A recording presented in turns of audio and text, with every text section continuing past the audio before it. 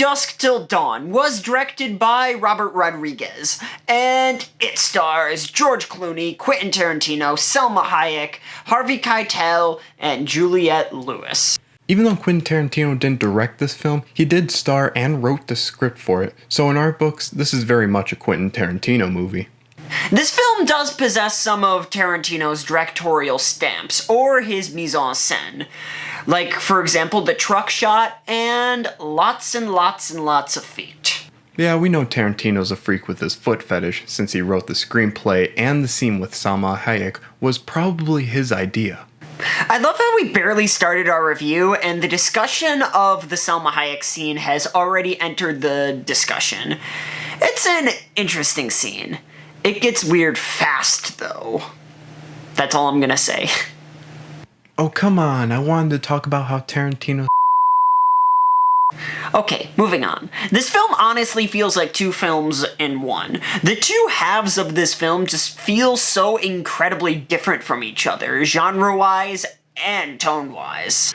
Okay, I should issue a spoiler warning for this video, and I know it might seem silly to put a spoiler warning for a movie that's 20 years old, even though we did Nosferatu. But if there's no one that hasn't seen this film yet, we still want to preserve the magic. The first half of this film is a gritty crime thriller about two brothers trying to escape the US by fleeing to Mexico. In the process, they hold an innocent family hostage. The father is played by Harvey Keitel. His performance in this film felt very different for me. I'm used to seeing Harvey Keitel play hardened criminals, like in Taxi Driver and Reservoir Dogs. But seeing him play someone morally good and upright was a change of pace for me. In the middle of this film, it takes a complete U-turn, and it reveals that it's actually a vampire flick. The grittiness of the first half is thrown out the window, and to be replaced by pure camp. This should really feel incredibly jarring and forced, but for some reason Tarantino and Rodriguez managed to make this extreme shift in tone work. It's hard to explain why this movie works. On paper, it shouldn't, but for some reason, it just does. I think from the beginning, this film establishes the fact that it's not meant to be taken seriously.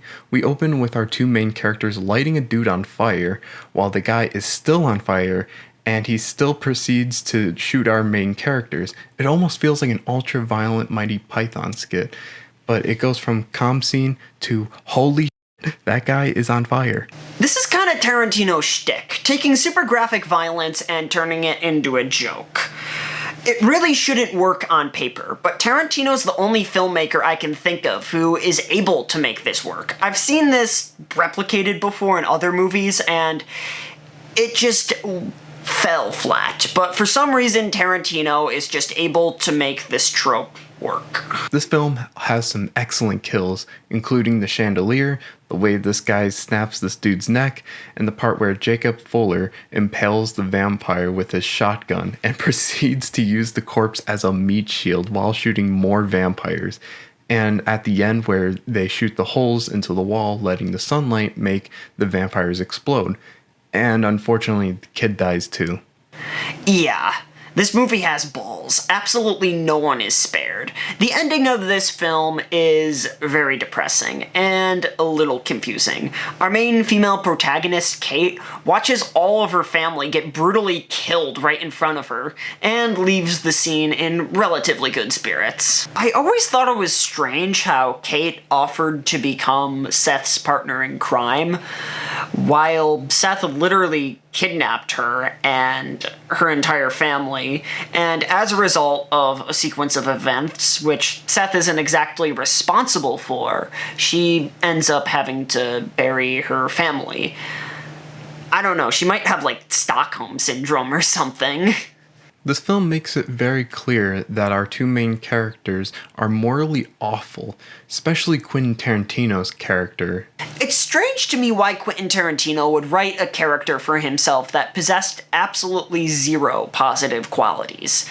I mean, his brother, played by George Clooney, yes, he is also an awful human being, but I feel like he's a much more fleshed out character. Like, yes, he does awful and terrible things, but he has morals. He has a moral code, while Richard, played by Quentin Tarantino, is practically just a psychopath, and that's about it when it comes to depth with his character.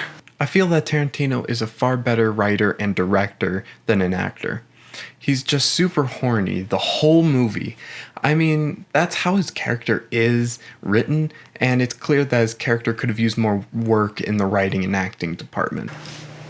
The dynamic between the two brothers is explored in a very disturbing scene involving a bank teller. This scene is very essential in painting the audience a very clear picture on the relationship that these two characters share. It's very clear that Seth is getting really sick of his brother, and how he's constantly having to, hold a leash on him since he's a loose cannon after all. Though I feel like that this scene goes a little heavy on the shock value. Even though this film has its issues, I can't help but admire the creativity that is on display. Even though Pulp Fiction and Reservoir Dogs are much sharper narrative-wise, this film is still entertaining as hell.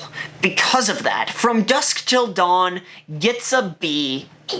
I can't help but love the genre it blends into this film.